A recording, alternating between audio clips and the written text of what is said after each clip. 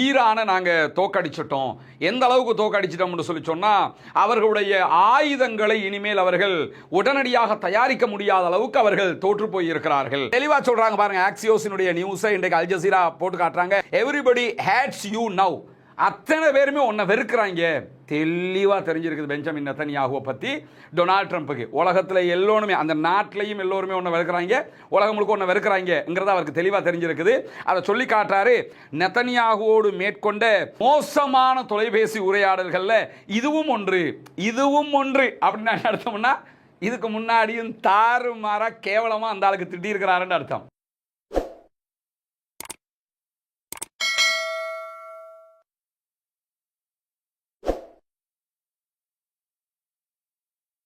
அன்பிற்கினிய சகோதர சகோதரிகளே, நம் அனைவர் மீதும் ஏக இறைவனுடைய அமைதியும் கருணையும் உண்டாகட்டுமாக என்கிற உயரிய பிரார்த்தனைகளோடு தொடர்ச்சியாக மத்திய கிழக்கில் நடந்து வரக்கூடிய செய்திகளை ஒவ்வொரு நாளும் நம்ம பார்த்து வர்றோம். மத்திய கிழக்கை பொறுத்தவரையில் ஒரு 40 நாட்கள் ஈரானுக்கும் அமெரிக்க இஸ்ரேலிய ஆக்கிரமிப்பு இராணுவங்களுக்கும் இடையில் ஒரு பாரிய யுத்தம் நடைபெற்றது. அமெரிக்கா ஒரு நாட்டின் மேலே தனிச்சு யுத்தம் தொடுத்தாலே அந்த நாட்டை தோக்கடிச்சிருவாங்க. அதை வரலாற்றில் நம்ம பார்த்துருக்கிறோம். ஆனால் இந்த வாட்டி அமெரிக்காவும் இஸ்ரேலும் ஒருங்கிணைந்து ஈரான் மேலே ஒரு பாரிய யுத்தத்தை தொடுத்தும் அவர்களால் ஈரானோடு வெற்றி பெற முடியவில்லை. இந்த நிமிடம் வரைக்கும் ஹொர்முஸ் ஜலசந்தியை ஈரான் மூடி வைத்திருக்கிறது. ஒரு மாபெரும் கடல் பரப்பு, அதை மூடி வச்சிருக்கிறாங்க. எந்த கப்பலும் நகர முடியலை. அவங்க கிட்ட சொல்லி ஈரானுக்கு பணம் செலுத்திட்டு ஒவ்வொரு நாளும் 25-30 கப்பல்கள் போய்கிட்டு இருக்கிறாங்களே தவிர வேறு எந்த கப்பல்களாலும் அங்கு நகர முடியாத சூழல் இருக்கிறது. எனவே ஈரான் இந்த யுத்தத்தில் ஜெயித்திருக்கிறது என்பதை உலகமே பார்க்குது. குறிப்பாக அமெரிக்காவினுடைய நாடாளுமன்றத்திலேயே அந்த செய்திகள் பேசப்படுகிறது, பேசப்பட்டு கொண்டிருக்கிறது. இன்றைக்கும் மார்க்கோ ரூபியோ கலந்து கொண்ட நிகழ்வுகளையும் அங்கு இருக்கக்கூடிய உறுப்பினர்கள் அது தொடர்பாக பேசியிருக்கிற செய்திகளை எல்லாம் பார்க்க முடியும். இதை தாண்டி அமெரிக்கா எந்த நாடுகளை எல்லாம் கட்டுப்படுத்த விரும்பி இருக்கிறதோ அந்த நாடுகளுடைய அரசுகளை வீழ்த்தி இருக்கிறது. அதற்கு மிக நெருங்கிய ஒரு ஆதாரம் தான் வெனிசுவேலா. வெனிசுவேலாவினுடைய அதிபர் நிக்கோலஸ் மதுரோவை நாட்டுக்குள்ள புகுந்து தூக்கிட்டு போனாங்க. தூக்கிட்டு போனதோடு அந்த நாடு அந்த கண்ட்ரோலுக்கு வந்துருச்சு. அமெரிக்கா சொல்ற மாதிரி அவங்களுடைய பெட்ரோல் பிசினஸ் எல்லாம் பண்றதுக்கு அவங்க ரெடின்னு சொல்லி அறிவிச்சிட்டாங்க. அதற்கு முன்பதாக ஈராக்ல சதாம் ஹுசைனுக்கு எதிராக நடத்தப்பட்ட தாக்குதல்கள் வெறும் 28 நாட்களுக்கு அல்லது 26 நாட்களுக்குள்ளாக சதாம் வீழ்ந்து விட்டார். ஈராக்கு கைப்பற்றப்பட்டு விட்டது என்பது நமக்கு தெரியும். அதே போன்று ஆப்கானிஸ்தான் மேல அமெரிக்கா நடத்திய யுத்தம், அந்த யுத்தத்திலையும் ஆப்கானிஸ்தான்ல அமெரிக்கா ஜெயித்து ஆட்சியை கவிழ்த்தாங்க. பிறகு 20 ஆண்டுகள் ஆப்கானிஸ்தானை கையில வச்சுக்கிட்டு இருந்தாலும் தொடர்ந்து வச்சுக்கிற முடியாதுன்னு சொல்லி விட்டுட்டு ஓடி போயிட்டாங்க. இந்த வரலாறுகள் எல்லாம் நமக்கு தெரியும். ஒரு அரசு வீழ்ந்துட்டாலே அந்த நாடு க்ளோஸ் என்று சொல்லி அர்த்தம். ஆனா ஈரானுடைய தலைவர்கள் கொல்லப்பட்டார்கள், ஈரானிய அரசு வீழவில்லை. இன்றைக்கும் மசூத் பெசக்ஷியன் ஜனாதிபதியாக இருக்கிறார். அந்த அரசாங்கம் ஸ்டேபிளாக நிற்கிறது. ஹொர்முஸ் ஜலசந்தியை மூடி வச்சிருக்கிறாங்க. ஈரானுக்கு எதிராக ஒரு சின்ன தாக்குதலை அமெரிக்கா நடத்தினாலும் அதற்கு உடனே பதிலடியை கொடுக்கிறாங்க. 2 நாட்களுக்கு முன்பதாக கூட அமெரிக்காவினுடைய குவைத்தில் இருக்கக்கூடிய ராணுவ தளத்தின் மீதே தாக்குதலை நடத்தி அமெரிக்காவுடைய 7 சோல்ஜர்ஸ் வரைக்கும் படுகாயம் அடைந்திருந்தாங்க என்கிற செய்திகளை எல்லாம் நம்ம பார்த்திருக்கிறோம். இவ்வளவு பெரிய தாக்குதல்களை உடனுக்குடன் கொடுக்கிற அளவுக்கு ஈரானுடைய கை ஓங்கி இருக்கிறது. இதே நேரத்தில் இன்றைக்கு மார்க்கோ ரூபியோ நாடாளுமன்றத்தில் பங்கேற்றிருந்தார். நாடாளுமன்றம் விசாரணை நடத்தி கொண்டிருக்கிறது. நடத்தப்பட்ட யுத்தம் தொடர்பாக விவரங்களை சொல்லுங்க என்று சொல்லி அதில் கலந்துகிட்டவர் மீண்டும் என்ன சொல்றாருன்னு சொன்னா, ஈரானை நாங்கள் தோக்கடிச்சிட்டோம். எந்த அளவுக்கு தோக்கடிச்சிட்டோம்னு சொல்லி சொன்னா, அவர்களுடைய ஆயுதங்களை இனிமேல் அவர்கள் உடனடியாக தயாரிக்க முடியாத அளவுக்கு அவர்கள் தோற்று போயிருக்கிறார்கள். அதை தாண்டி ஈரானுக்கு கடற்படையினுண்டே கிடையாது, எல்லாமே கடலுக்கு கீழே இருக்குது. இதே வார்த்தையை இதுக்கு முன்னாடி எங்கேயாவது கேட்ட மாதிரி உங்களுக்கு தோணும். ஒன்றும் பிரச்சனை இல்லை. அமெரிக்க அதிபர் டொனால்ட் ட்ரம்புடைய சோசியல் ட்ரூத் பேஜை போய் பார்த்தா அதில் அவர் எழுதியிருக்கிறாரு. பல இடங்களில் பேசியும் இருக்கிறாரு. கடல் படையினுடைய கிடையாது, எல்லாம் கடலுக்கு கீழே போயிடுச்சு அப்படின்லாம் பேசியிருக்கிறாரு. கடற்படையே இல்லாமல் தான் அவ்வளோ பெரிய ஹொர்முஸை கட்டுப்படுத்திக்கிட்டு இருக்கிறாங்களா? இவ்வளவு பெட்ரோல் டீசல் விலை உலகம் முழுக்க ஏறிக்கிட்டு இருக்குது. அந்த ஹொர்முஸால தான் இவ்வளவு நடந்துகிட்டு இருக்குது. அவ்வளோ பெரிய ஹொர்முஸை கண்ட்ரோல் பண்ணிக்கிட்டு இருக்கிறான். அடிச்சா உடனே பதிலடி கொடுத்துக்கிட்டு இருக்கிறான். நாங்கள் தான் ஜெயிச்சிருக்கிறோம்னு சொல்லிக்கிட்டு இருக்கிறான். இன்னும் பேச்சுவார்த்தையில் 2 தரப்பும் பேச்சுவார்த்தை நடத்துகிற அளவுக்கு நான் சொன்னா கேளு என்று சொல்லி அமெரிக்கா சொன்னாலே அத்தனை பேரும் கையை கட்டி நின்றுவான். ஆனால் நான் சொல்றதை நீ கேளுன்னு நிற்கிறான் ஈரான்காரன். இவ்வளவு நடந்துகிட்டு இருக்குது.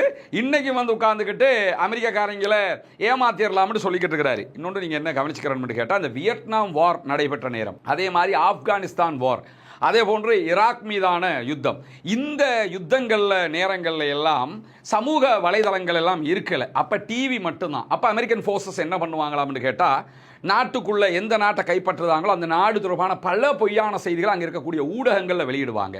அந்த மக்கள் அப்படியே நம்ப வைப்பாங்க. அதுக்கு பிறகு தான் தாக்குதல் நடத்தக்கூடிய நாட்டில் நாங்கள் தான் ஜெயிக்கிறோம்னு சொல்லி அந்த வீடியோக்களை கொண்டு வந்து அப்படியே அமெரிக்க மக்களுக்கு போடுவாங்க. அதையெல்லாம் அந்த மக்கள் உள்வாங்கிடுவாங்க, நம்பிடுவாங்க. சமூக வலைதளம் வந்ததுக்கு பிறகு இந்த பொய் புரட்ட சொல்ல முடியாமல் இருக்கிறதுனால தான் அமெரிக்க அதிபரே CNN-க்கு எதிராக, வால் ஸ்ட்ரீட் ஜேர்னலுக்கு எதிராக, டைம்ஸுக்கு எதிராக எல்லாம் ஃபேக் மீடியா ABC வரைக்கும் திட்டிக்கிட்டு இருக்கிற காட்சிகள் எல்லாம் பார்க்க முடியும். அந்த சமூக வலைதளங்களும் மீடியாக்கள் டிஜிட்டல்ல வளர்ந்ததுக்கு பிறகு இந்த பொய்களை சொல்ல முடியாம இருக்குது. அமெரிக்க ஊடகங்கள் பொய் சொன்னாலும் சமூக வலைதளத்தில் அதனுடைய உண்மை செய்திகள் வந்துருதுங்கிறதுனால இதையெல்லாம் அவங்களால கண்ட்ரோல் பண்ண முடியல. அதனால ஈரான் ஜெயித்திருக்கிறது, அமெரிக்கா தோத்து இருக்குதுங்கிறது ஆல்ரெடி அமெரிக்க மக்களுக்கு தெரிஞ்சு போச்சு. திரும்ப திரும்ப இதை சொல்லி கோயப்பல்ஸ் தத்துவம் மாதிரி ஒரு பொய்யை சொல்லி உண்மையாக்குகிற முயற்சியை அவங்க செய்து கொண்டிருக்கிறாங்க. அந்த முயற்சி பலனளிக்காது என்பதும் அவர்களுக்கு தெரியும். எந்த அளவுக்கு ஈரான் தான் ஜெயித்திருக்கிறது என்பதை நீங்கள் புரிந்து கொள்ள வேண்டும் என்றால், இன்றைக்கு நம்ம ஆல்ரெடி ஒரு வீடியோ போட்டிருக்கிறோம். அமெரிக்க அதிபர் பெஞ்சமின் நெத்தன்யாகு இஸ்ரேலுடைய பிரதமருக்கு மென்டல் என்று சொல்லி திட்டியிருக்கிறாரு என்பது தொடர்பாக அந்த வீடியோவில் சொன்ன ஒரு செய்தி தான். நேற்றைய தினம் ஈரான் என்ன பண்ணாங்கன்னா ஒரு அறிவிப்பை விடுத்தார்கள். அந்த அறிவிப்பு என்னன்னு கேட்டா, லெபனான் மீதான தாக்குதல்கள், காசா மீதான தாக்குதல்கள் தொடர்ந்து நடத்திக்கிட்டே இருக்குது இஸ்ரேல். இதை நிறுத்தலன்னு சொன்னா நாங்க பேச்சுவார்த்தைக்கு வரமாட்டோம், எல்லா பேச்சுவார்த்தையும் ஸ்டாப் பண்றோம்னு சொல்லி உடனடியாக அறிவிச்சாங்க. இந்த அறிவிப்பு வர்றதுக்கு முன்னாடி தான் இஸ்ரேல் பெய்ரூத்தில் இருக்கக்கூடிய லட்சக்கணக்கான மக்கள், லெபனான் தலைநகர் பெய்ரூத், அதுல இருந்து வெளியே போங்க, நாங்க பெய்ரூத் அட்டாக் பண்ண போறோம்னு சொல்லி இருந்தாங்க. அந்த நேரத்தில் தான் ஈரான் இந்த வார்னிங்கை கொடுத்தாங்க. கொடுத்ததோடையே அமெரிக்க அதிபர் டொனால்ட் ட்ரம்ப் கடுமையாக டென்ஷன் ஆகி இஸ்ரேலுக்கு எதிரான பேச்சுக்களை பேசியிருந்தார். இஸ்ரேலுடைய பிரதமரை கடிஞ்சிருந்தார், அவரை கால் பண்ணி பேசியிருந்தார். அதெல்லாம் பின்னாடி நம்ம பார்க்க இருக்கிறோம். இதெல்லாம் ஏன் நடக்குது? ஈரான் ஒரு அறிவித்தல் போட்டதோட ஏன் நீங்க ஆடி போயிடுறீங்கன்னு சொன்னா, ஈரான் இப்ப ஜெயிச்சிருக்கிறான், எப்படியாவது ஈரான் தலையை தடவி ஏதாவது சில விஷயங்களை சாதிச்சு நாங்கள் ஜெயிச்சிட்டோம் ஏதாவது பேச்சுவார்த்தை காட்டிக்கிறதுக்காக ஈரானை சமாளிச்சுக்கிட்டே போறாங்க அமெரிக்கா. எனவே இந்த யுத்தத்தில் நாங்கள் தான் ஜெயிச்சிட்டோம்னு மீண்டும் மீண்டும் அவங்க சொல்லிக் கொண்டிருந்தாலும் உண்மை நிலவரம் உலகத்திற்கு தெரிந்திருக்கிறது என்கிற நிலையில தான் பெய்ரூத் தாக்குதலுக்கு முட்டுக்கட்டை போட்ட விதமாக அமெரிக்க அதிபர் டொனால்ட் ட்ரம்ப் உடனடியாக இஸ்ரேலிய பிரதமர் பெஞ்சமின் நெத்தன்யாகுவை தொடர்பு கொண்டு பேசினார் என்கிற செய்திகள் இன்றைக்கு வெளியாகி இருக்கிறது. இது தொடர்பாக ஆக்சியோஸ் வெளியிட்டிருந்த செய்திகளை அல் ஜசீரா மொத்தமாக சுட்டிக்காட்டி இருக்கிறார்கள். இந்த சுட்டிக்காட்டல்ல முழுவதுமான தகவல்கள் அடங்கி இருக்கிறது. என்ன சொன்னார் பெஞ்சமின் நெத்தன்யாகு, அதுக்கு என்ன பதில டொனால்ட் ட்ரம்ப் சொன்னார் என்று சொல்லி, டொனால்ட் ட்ரம்பை பொறுத்தவரையில் கடுமையாக டென்ஷன் ஆகி பேசிய ஒரு தொலைபேசி அழைப்பு என்று சொல்லி ஆக்சியோஸ் ஆதாரங்களோடு இந்த செய்திகளை சொல்லி இருக்கிறது. குறிப்பாக 2 அமெரிக்க அதிகாரிகள் லைன்ல இருந்திருக்கிறாங்க. மூன்றாவதாக அமெரிக்க அதிபர் டொனால்ட் ட்ரம்ப், நான்காவதாக தொடர்புக்கு வந்த இஸ்ரேலிய பிரதமர் பெஞ்சமின் நெத்தன்யாகு. இந்த 4 பேரும் கான்ஃபரன்சிங்கா நின்று தான் இந்த தொலைபேசி அழைப்பு எடுக்கப்பட்டிருக்கிறது. இதெல்லாம் ஆதாரத்தோட காட்டி தான் ஆக்சியோஸ் இந்த செய்தியை வெளியிட்டிருக்கிறாங்க. அதில் அவங்க என்ன சொல்றாங்கன்னு சொல்லி சொன்னா, ட்ரம்ப் பேச ஆரம்பிக்கும் போதே நெத்தன்யாகுவை பைத்தியக்காரன் என்று திட்டினார். யார் என்னன்னு சொல்லி திட்டுறதுங்கிற விவசாயம் இல்லாத அளவுக்கு மாறி போயிடுச்சுன்னா, 2 பேர்லையுமே எந்த டிஃபரெண்ட் இல்லை. ஆனாலும் டொனால்ட் ட்ரம்புக்கு இனிமேலும் சகிக்க முடியலை என்னும் போதுதான் கால் பண்ணி நீ ஒரு பைத்தியக்காரன் அப்படின்னு சொல்லி திட்டுறது மட்டுமல்லாம உனக்கு நன்றின்றதே கிடையாது, நன்றி கெட்டவன் நீ அப்படின்னு சொல்லி ஏசி இருக்கிறாரு. ஏசி அவர் ஏன் வந்து நன்றி கெட்டவன் எல்லாம் சொல்றாருன்னு சொல்லி சொன்னா, நீ குற்றவாளியாக இருக்கிற, நீ ஊழல் பண்ணி இருக்கிற, அப்படி இருந்து உன்னை காப்பாற்றி விடுறேன்னு சொன்னா இல்லையா? அவர் நேரடியாக இஸ்ரேலுடைய அதிபருக்கு ஹெர்சாக்கு கடிதம் எழுதியிருந்தார். அமெரிக்க அதிபர் டொனால்ட் ட்ரம்ப் ஊழல் செஞ்சிருக்கிறாரு, அது விசாரணை ஓடிக்கிட்டு இருக்குது, எப்படி நீதிமன்றத்தில் தீர்ப்பு அவருக்கு எதிராக வந்துடும். எனவே ஜனாதிபதி நீங்க இருக்கிறதுனால நான் உங்கள்கிட்ட கேட்கிறேன், அவரை மன்னிச்சு விட்டுருங்க, ஜனாதிபதி மன்னிப்பு கொடுத்துருங்க அப்படின்ட்டாரு. ஆனால் இதுவரைக்கும் இஸ்ரேலுடைய ஜனாதிபதி பெஞ்சமின் நெத்தன்யாகுக்கு மன்னிப்பு கொடுக்கல. ஏன் மன்னிப்பு கொடுக்கல என்று சொல்லி சொன்னா, மன்னிப்பு கொடுக்கணுமா இருந்தால் பெஞ்சமின் நெத்தன்யாகு ஆமா நான் ஊழல் பண்ணினேன் அப்படின்னு சொல்லி பகிரங்கமாக ஒத்துக்கிறணும். ஒத்துக்கிட்டா தான் மன்னிப்பு கொடுக்க முடியும் அந்த நாட்டுடைய கான்ஸ்டிடியூஷன் பிரகாரம். எனவே அவரால் ஒத்துக்கிட்டாருன்னா அடுத்த தேர்தலுக்கு வர முடியாது. நீ ஏன் கள்ளப்பைய திருப்பியாடா தேர்தலுக்கு வர்றன்றவாங்க. ஒத்துக்கிறல என்று சொல்லி சொன்னா ஜனாதிபதி மன்னிப்பு கொடுக்க மாட்டாரு, நீதிமன்றம் குற்றவாளி என்று அறிவிச்சிட போகுது. எப்படியோ இவர் மாட்டிக்கிறது நிச்சயம் ஏதோ ஒரு பக்கத்தில் என்கிற நிலையில நான் உனக்கு ஜனாதிபதி சொல்லி மன்னிப்பெல்லாம் தர சொன்னேன். நீ இல்லைன்னா ஜெயிலில் இப்போவே நீ ஜெயிலில் இருந்திருக்கணும். இந்த வழக்கே ரொம்ப இழுத்துக்கிட்டு போகிறாங்க. நான் சொன்னதுனால தான் கொஞ்சம் காலம் இழுத்துக்கிட்டு இருக்கிறாங்க. இவ்வளவு செஞ்சு கொஞ்சமாவது நன்றி இருக்குதா உனக்கு? நீ நன்றி கெட்டவன் அப்படின்னு சொல்லி அமெரிக்க அதிபர் டொனால்ட் ட்ரம்ப் பெஞ்சமின் நெத்தன்யாஹுக்கு கடுமையாக திட்டினது மட்டுமல்லாமல் திட்டிட்டு among the middle language the president is reported to have used in his call. அதாவது அமெரிக்க அதிபர் டொனால்ட் ட்ரம்ப் பேசின அந்த தொலைபேசி உரையாடல கொஞ்சம் மிடிலா ஓரளவுக்கு கோபம் தணிஞ்சு பேசின வார்த்தை இருக்குல்ல, அது என்ன வார்த்தை? இவ்வளவு நேரமா சொன்னதெல்லாம் ரொம்ப டென்ஷன் ஆகி பேசினது. கோபம் தணிஞ்சு பேசின வார்த்தை எது அப்படின்னு சொல்லும்போது அவர் என்ன சொல்லியிருக்கிறாருன்னு கேட்டா, பெஞ்சமின் நெத்தன்யாஹுவை பார்த்து உன்னை எல்லா மக்களுமே வெறுக்கிறாங்க. தெளிவா சொல்றாங்க பாருங்க. ஆக்சியோஸினுடைய நியூஸை இன்றைக்கு அல் ஜசீரா போட்டு காட்டுறாங்க. Everybody hates you now. அத்தனை பேருமே உன்னை வெறுக்கிறாங்க. தெளிவாக தெரிஞ்சிருக்குது பெஞ்சமின் நெத்தன்யாஹுவை பற்றி டொனால்ட் ட்ரம்ப்புக்கு. உலகத்தில் எல்லோருமே, அந்த நாட்டிலையும் எல்லோருமே ஒன்று வெறுக்கிறாங்க, உலகம் முழுக்க ஒன்று வெறுக்கிறாங்கிறத அவருக்கு தெளிவாக தெரிஞ்சிருக்குது. அதை சொல்லி காட்டுறாரு. அத்தனை பேருமே உன்னை வெறுக்கிறாங்க. இந்த காரணத்தினால தான் எல்லோருமே இஸ்ரேலையும் வெறுக்கிறாங்க. ஒன்றை வெறுக்கிறாங்க. ஒன்றை வெறுக்கப்போ இஸ்ரேலையே வெறுக்கிறாங்க. இந்த வேலையெல்லாம் நீதான் பண்ணிக்கிட்டு இருக்கிற அப்படின்னு சொல்லி கடுமையாக திட்டி இருக்கிறார் என்று சொல்லி அமெரிக்க அதிகாரிகளை ஆதாரம் காட்டி ஆக்சியோஸ் இந்த செய்தியை சொல்லுகிறது. அந்த அளவுக்கு டொனால்ட் ட்ரம்ப்புக்கே தாங்க முடியாத அளவுக்கு டென்ஷனை கொடுத்துட்டாப்ல. ஏன்னா பெய்ரூத் மேலே அட்டாக் பண்ணாத, லெபனான் மேலே சண்டை போடாத. ஏன்னா அமெரிக்காவோட ஈரான் பேசுகிற இந்த சமாதான பேச்சுவார்த்தைகளில் ஈரானோட மட்டுமே யுத்த நிறுத்தம் கேட்குறாங்க. லெபனானில், காசாவில், அதே மாதிரி அடுத்த பக்கம் யமனில் எங்கேயுமே நீங்கள் தாக்குதல் நடத்தக்கூடாது. யுத்த நிறுத்தம்னா எல்லா பக்கமும் யுத்த நிறுத்தம் என்று தான் அவங்க கேட்டுக்கிட்டு இருக்கிறாங்க. அப்படி இருக்கும்போது நான் அவங்களை தலையை தடாவி ஏதாவது செஞ்சு சமாதானத்தை கொண்டு வருவோம்னு பார்த்தா திரும்பவும் போய் மூட்டி விட பார்க்குறேன். ஆல்ரெடி மூட்டி விட்டு நாங்கள் அடி வாங்கினது பத்தாதா? திரும்ப உனக்காக நாங்கள் போய் சண்டை போடணுமா? அப்படிங்கிற விதமாக கடுமையாக அவர் பேசி இருக்கிறாரு. இன்னும் சொல்ல போனால் அந்த செய்தியில் மேலதிகமாக என்ன சொல்றாங்கன்னா, ஜனாதிபதி டொனால்ட் ட்ரம்ப் கடுமையாக கோபமடைந்து ஒரு கட்டத்தில் நெத்தன்யாஹுவை நோக்கி கத்தினாரு. கடுமையாக டென்ஷன் ஆகி கத்துன்னு கத்திருக்காப்புல தலைவன். இந்த அளவுக்கு கடுமையாக பேசி இருக்கிறாரு. டொனால்ட் ட்ரம்ப் மீண்டும் ஜனாதிபதியாக இரண்டாவது முறை பதவியேற்றதில் இருந்து நெத்தன்யாஹுவோடு மேற்கொண்ட மோசமான தொலைபேசி உரையாடல்கள்ல இதுவும் ஒன்று அப்படின்னு அர்த்தம்னா, இதுக்கு முன்னாடியும் தாறுமாறா கேவலமா அந்த ஆளுக்கு திட்டி இருக்கிறாருன்னு அர்த்தம். அந்த ஆள் திட்டுறதும் இந்த ஆள் திட்டு வாங்குறதும் சாதாரண விஷயம்ங்கிற அளவுக்கு இதுக்கு முன்னாடியும் பல விடுத்தம் இந்த ஆள் திட்டு வாங்கி இருக்கிறாரு அப்படிங்கிற செய்திகள் இன்றைக்கு கசிந்து. இவ்வளவெல்லாம் திட்டு வாங்கினதுக்கு பிறகு என்ன பண்ணியிருக்கிறான் அந்த ஆளு? அந்த செய்தியை கடைசி செய்தி என்ன சொல்லுதுன்னு கேட்டால், நெத்தன்யாஹூஸ் ஆஃபீஸ் லெட்டர் ரிலீஸ்டு. அவங்களோட ஆஃபீஸ்லேருந்து ஒரு லெட்டர் ரிலீஸ் பண்ணியிருக்கிறாங்க. நெத்தன்யாஹுவினுடைய அலுவலகத்தில் இருந்து அதில் ஹிஸ்புல்லாக்களுடைய தாக்குதல்கள் நிறுத்தப்படாவிட்டால் இஸ்ரேல் பெய்ரூத்தை தாக்கும். இஸ்ரேலுடைய நிறைவாடு மாறவில்லை. தெற்கு லெபனானில் இஸ்ரேலிய ராணுவம் நடவடிக்கைகளை திட்டமிட்டபடி தொடரும் அப்படின்னு சொல்லி அறிவிச்சு. இவ்வளவும் சொன்னதுக்கு பிறகும் நாங்கள் பெய்ரூத்தை ஹிஸ்புல்லாக்கள் திருப்பி எங்களுக்கு அடித்தாங்கன்னா பெய்ரூத்துக்கு அடிப்போம். அதே நேரம் பெய்ரூத்துக்கு நாங்கள் அடிக்கலைன்னா கூட தெற்கு பகுதிகளில் நாங்கள் தாக்குதல்களை நடத்துவோம் அப்படின்னு சொல்லி பெஞ்சமின் நெத்தன்யாஹுடைய அலுவலகம் இன்றைக்கு விடுத்திருக்கக்கூடிய அறிவிப்புகளில் நம்ம பார்க்க முடியும். இந்த அளவுக்கு அமெரிக்க அதிபர் டொனால்ட் ட்ரம்ப் ஏன் சத்தம் போட்டார், ஏன் கடுமையாக கத்தினார், திட்டினார் என்று சொல்லி சொன்னால், லெபனான் மீதான தாக்குதல்கள் தொடர்ந்தது என்று சொன்னால் இஸ்ரேல் அமெரிக்காவுக்கு ஏற்படுகிற விளைவுகள் தொடர்பாக மூத்த இராணுவ அதிகாரிகள் கடுமையான எச்சரிக்கைகளை விடுத்தாங்க. குறிப்பாக லெபனான் மீதான இஸ்ரேலிய தாக்குதல்கள் நிறுத்தப்படாவிட்டால் இஸ்ரேல் அதே போன்று அமெரிக்க படைகளுக்கு கடுமையான விளைவுகள் ஏற்படும் அப்படின்னு சொல்லி ஈரானுடைய நாடாளுமன்றத்தின் தேசிய பாதுகாப்பு குழுவினுடைய தலைவர் இப்ராஹிம் அசீசி இன்றைக்கு விடுத்திருக்கக்கூடிய அறிவிப்புல சொல்லி இருக்கிறாரு. அதுல சேர்த்து என்ன சொல்லி இருக்கிறாருன்னா, இதை பேச்சளவுல அல்லது நியூஸுக்கு சொல்றோம்னு மட்டும் நினைச்சுக்கிறாதியே. நாங்கள் மீண்டும் அமெரிக்க படைகளுக்கு அடிப்போம், அதே மாதிரி இஸ்ரேலுக்கு அடிப்போம். தெஹ்ரானில் இருக்கக்கூடிய எல்லா உயர் அதிகாரிகளும் இதிலே ஒருமித்த கருத்திலே இருக்கிறோம். லெபனான் மீதான இந்த தாக்குதலை உடனே நீங்கள் நிறுத்தணும் அப்படின்னு சொல்லி அறிவிச்சிருக்கிறாங்க. அமெரிக்க அதிபர் டொனால்ட் ட்ரம்ப் நெத்தன்யாஹுவோட பேசினது மட்டுமல்ல, பொதுவாக அமெரிக்காவினுடைய ஒரு புரோட்டோகால் இருக்குது. என்னன்னு கேட்டால், தங்களுடைய நாடு யாரை தீவிரவாதிகள் என்று அறிவிக்கிறாங்களோ, உதாரணமாக பாலஸ்தீன விடுதலை அமைப்பு அவங்க தீவிரவாதிகள் என்று அறிவிச்சிருக்காங்க. அவங்க பயங்கரவாதிகள் கிடையாது. இலங்கை போன்ற நாடுகள் அவங்களை எப்பயுமே பயங்கரவாத லிஸ்ட்டில் சேர்த்தது கிடையாது. ஏன்னா பாலஸ்தீன மக்களுக்கு சொந்தமானது. அந்த நாட்டுக்காக அவங்க போராடி குழுக்கள். ஆனால் அமெரிக்கா அவர்களை தீவிரவாத குழு என்று அறிவித்திருக்குது. அறிவித்து ஒரு 30 வருஷம் ஆயிடுச்சுன்னு வைங்க. இவ்வளவு ஆண்டுகளில் 2024 கடைசியில் நேரடியாகவே அமெரிக்கா பாலஸ்தீன விடுதலை அமைப்போட பேச்சுவார்த்தை நடத்தினது நமக்கு தெரியும். அவங்க யாரை பயங்கரவாதிகள் அறிவிக்கிறாங்களோ அவங்களோட பேச்சுவார்த்தையை நடத்த மாட்டாங்க. ஆனால் டொனால்ட் ட்ரம்ப் ஆட்சிக்கு வந்ததுக்கு பிறகு பேச்சுவார்த்தைகளை நடத்தினாங்க. அது மாதிரி இன்னைக்கு திடீர்னு என்ன பண்ணிட்டாப்லன்னு சொல்லி சொன்னால், நேரடியாக ஹிஸ்புல்லாக்களே தொடர்பு கொண்டு அமெரிக்க அதிபர் டொனால்ட் ட்ரம்ப் பேசிட்டாரு. ஏற்கனவே நம்ம இஸ்லாத்தை ஏற்றுக்கொண்ட சகோதர சகோதரிகளுக்காக 14 வீடுகளை கட்டுகிற ஒரு வீட்டு திட்டத்தை இலங்கையினுடைய கிழக்கு மாகாணம் பொத்துவில் பகுதிகளில் ஆரம்பிச்சிருந்தோம். அதில் 5 வீடுகள் கட்டி மக்களுக்கே ஒப்படைக்கப்பட்டு விட்டது.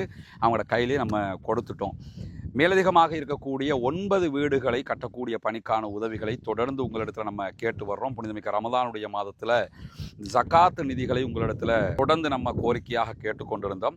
அதற்காக சகோதரர்கள் தந்திருக்கக்கூடிய பண உதவியை கொண்டு தற்போது வேலைகளை நம்ம ஆரம்பிச்சிருக்கக்கூடிய காட்சிகளை தான் நீங்கள் பார்க்குறீங்க. ஒரு வீடு அதனுடைய மேற்பரப்புகள் வேலைகள் எல்லாம் முடிக்கப்பட்டு கூரை அமைக்கக்கூடிய பணி நடந்துகிட்டு இருக்குது. இந்த பக்கம் இன்னொரு வீடு கட்டுகிற பணியை ஆரம்பிச்சிருக்கிறோம், 2வது வீடு. இந்த பணிகளுக்கான அனைத்து உதவிகள் சகோதர சகோதரிகளாகிய உங்ககிட்ட இருந்து தான் நம்ம பெற்றுக்கொள்கிறோம்.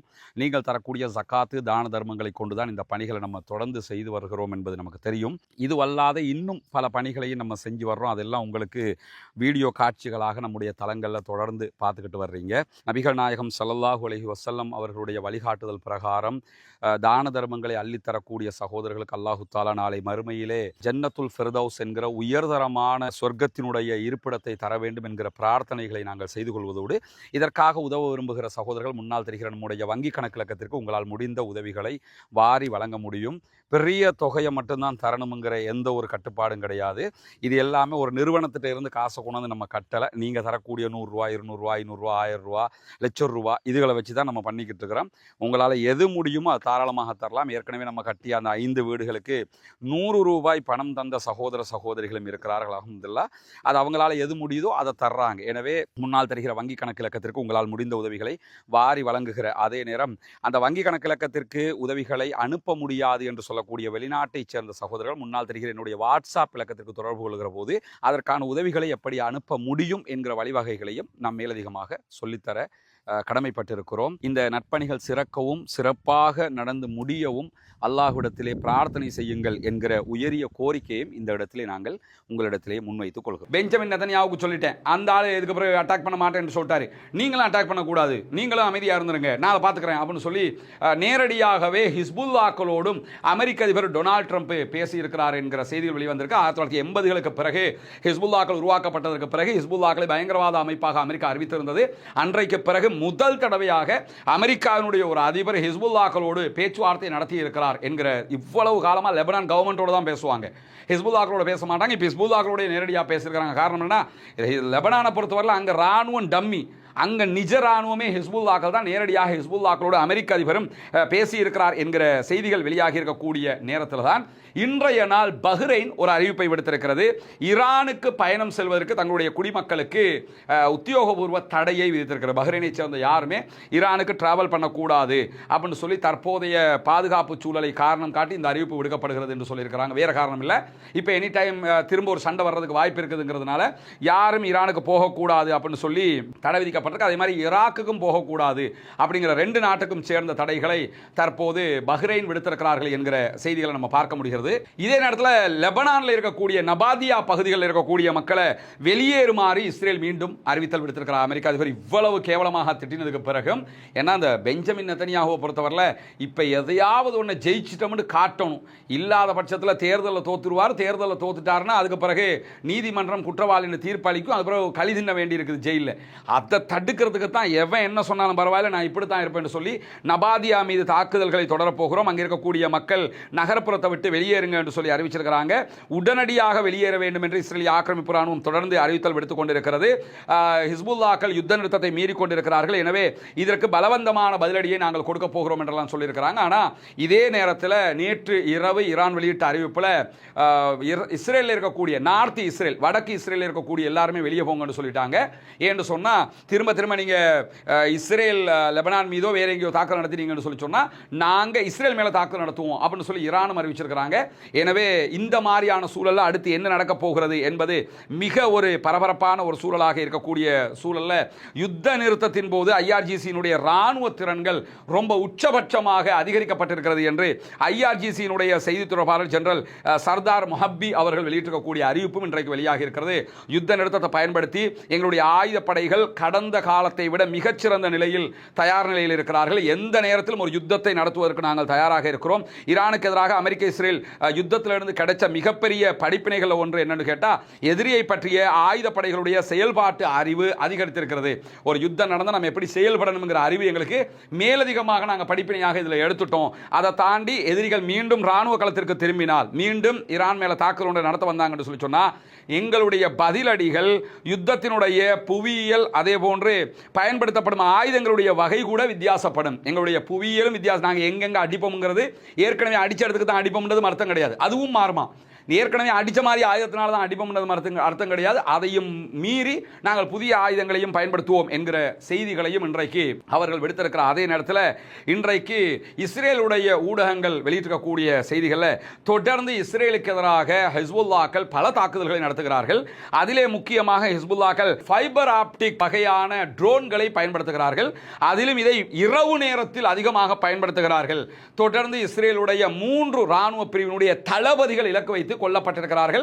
சனி, ஞாயிறு, திங்கள் 3 நாளும் 3 தளபதிகளை கொண்டிருக்கிறாங்க. அதுவும் இரவு நேர அட்டாக்ல. இதுவரைக்கும் ஹிஸ்புல்லாக்கள் இரவு நேரத்தில் இப்படி தளபதிகளை இலக்கு வைத்து தாக்குதல் நடத்தியது கிடையாது.